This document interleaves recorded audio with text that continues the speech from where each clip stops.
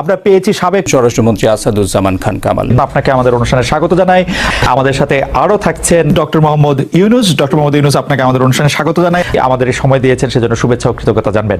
আমরা একটু কামাল ভাই আপনার কাছ থেকে জানতে চাইবো, মানে আওয়ামী লীগের কথা না বললে আমার আসলে পেটের ভাত আসলে হজম হয় না। অন্তর্বর্তী সরকারের প্রধান উপদেষ্টা ডক্টর মোহাম্মদ ইউনুস যুক্তরাষ্ট্রে বিল ক্লিনটনের উপস্থিতিতে একটা অনুষ্ঠানে বললেন যে এই আন্দোলন খুব পরিকল্পিতভাবে চালিয়ে নেওয়া হয়েছে, কিছুই হঠাৎ হয়নি।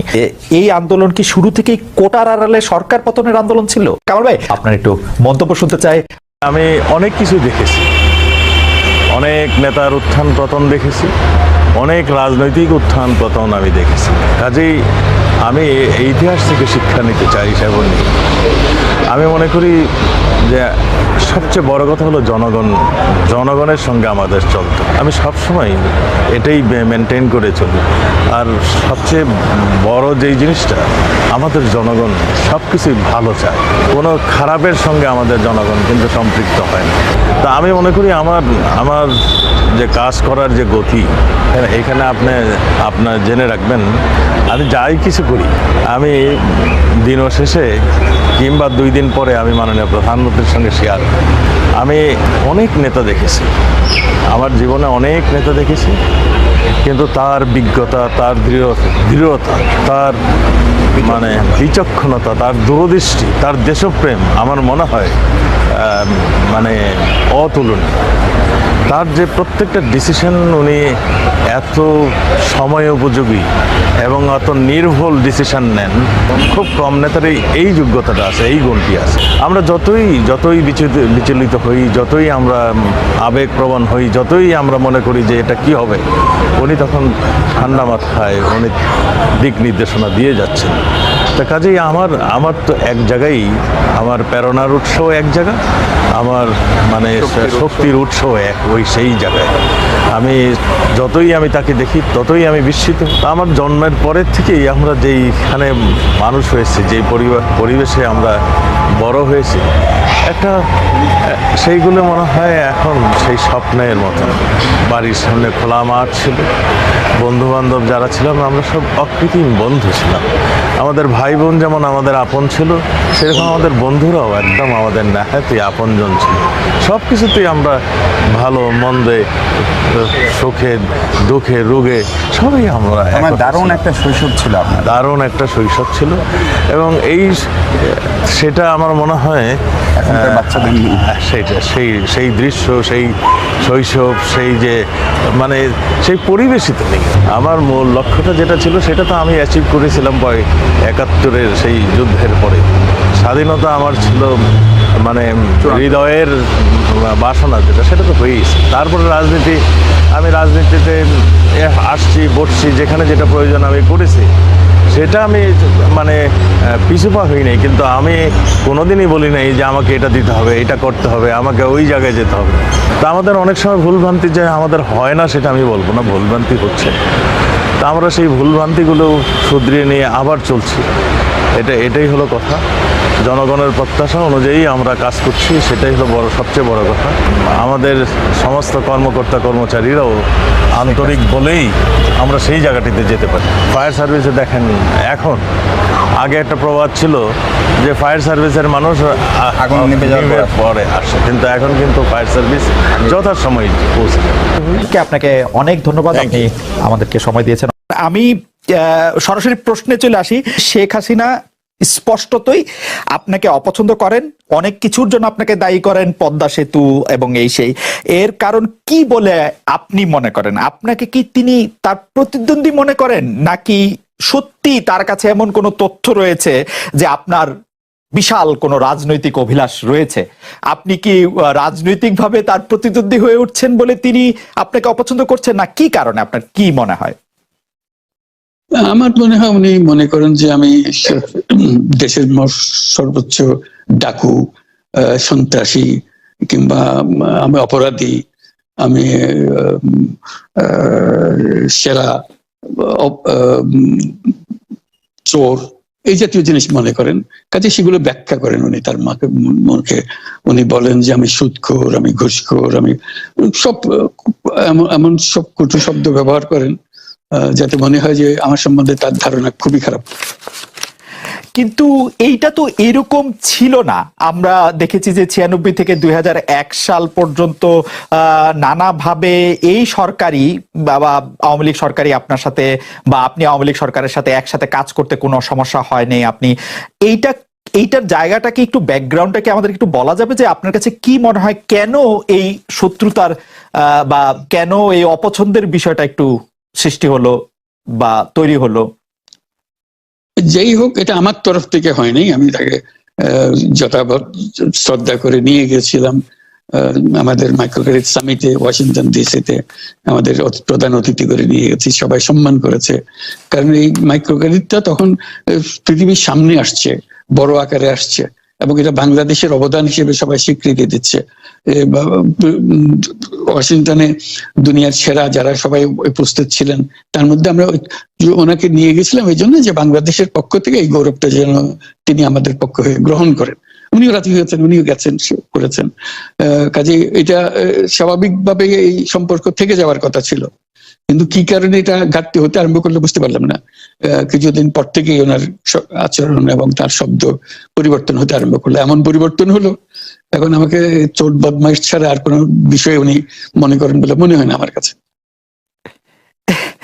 আসলে এটা নিয়ে কথা বলাটা একটু বিব্রতকরই, কিন্তু কেউ কেউ এটা বলে থাকেন যে বিশেষ করে যে 2007 সালে যে 111 সরকার আমরা যাকে বলি, তাদের যে বিরাজনীতিকরণের একটি চেষ্টা, সেই চেষ্টার মধ্যে আপনার অংশগ্রহণ আছে কিনা। যদিও বারবার বলা হয় যে আপনি আসলে সেই ক্ষমতাটা দখল করতে চেয়েছিলেন, অথচ আমরা উল্টা শুনেছি, আপনার মুখেও শুনেছি, যারা ওই সময় কুশলভ ছিলেন তাদের মুখেও শুনেছি যে আপনাকে আসলে অফার করা হলো, আপনি সেটি ফিরিয়ে দিয়েছিলেন।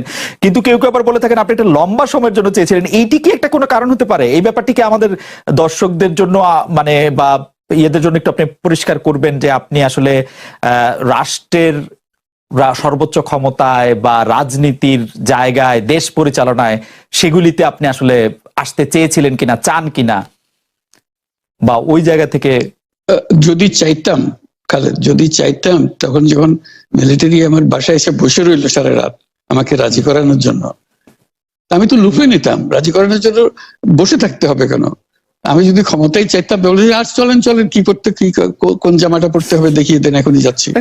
আমি তো সেটা করিনি। তাদের সঙ্গে তর্ক করেছি, সারা রাত ধরে তর্ক করেছে যে না ভাই আমাকে দিয়েন না, আমি এই কাজের উপযুক্ত না, আপনারা অন্য লোক খোঁজেন। তারা আমার উপরে মন ঠিক করে ফেলেছে আমাকে নিতে হবে। আমি বারে বারে বলতেছি তাদেরকে, তারা নিরাশ হয়ে ফিরে গেল, বললো যে সকালবেলায় আবার আসবো, সকালবেলায় আসলে তখন আপনি আমাদেরকে বলেন যে রাজি আছেন। আমি বললাম না, সকালবেলা আসলে একই কথা পাবেন। কারণ আমি তো এটা এমন কিছু না যে মনের মধ্যে সন্দেহ রেখে, দ্বন্দ্ব রেখে আপনাদেরকে বলছি, অত্যন্ত পরিষ্কার ভাবে আপনাদের কাছে বলছি। ঠিক আছে, তা না হলে তো আমি সঙ্গে সঙ্গেই রাজি হয়ে যেতাম। কে ছাড়ে যে আপনাকে দেশের পুরো সরকারের প্রধান হবার জন্য আহ্বান জানাচ্ছে, বাংলাদেশে এরকম কয়জন মানুষ আছে বলবো যে না আমি এই দায়িত্ব গ্রহণ করব না? আমি তো করলাম সেটা। এখন আমার নামে বলা হচ্ছে 10 বছর চেয়ে। আমি বছর নিয়ে তো পুষ্টই উঠে না। প্রশ্ন হচ্ছে আগামীকাল সকালবেলা আপনি শপথ গ্রহণ করবেন, এই কথা। আমি বলছি না, করবো না। তারপরে এরপরে তো কয় বছর, কয় কাণ্ড। আমি 10 বছর দিয়ে কি করবোটা কি? আমি 10 বছর দিয়ে, আমি তো বলছি আমি এই কাজের জন্য নই।